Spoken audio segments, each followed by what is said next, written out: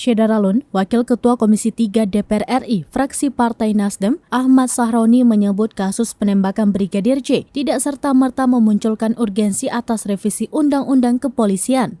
Menurutnya, yang lebih penting daripada merevisi undang-undang adalah memastikan revolusi mental di tubuh Polri.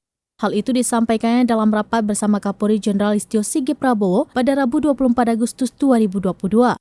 Terkait judi online, Sahroni juga menyampaikan bahwa upaya pemberantasannya memang merupakan salah satu program Kapolri yang masif dilakukan. Lebih lanjut, Sahroni memastikan lembaganya itu akan menggali berbagai hal terkait kasus penembakan Brigadir J yang belakangan ini menjadi perhatian masyarakat.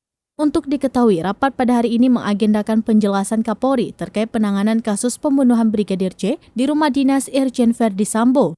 Dalam rapat tersebut selain didampingi petinggi Polri, Jenderal Listio juga didampingi tim sus sebanyak 18 orang.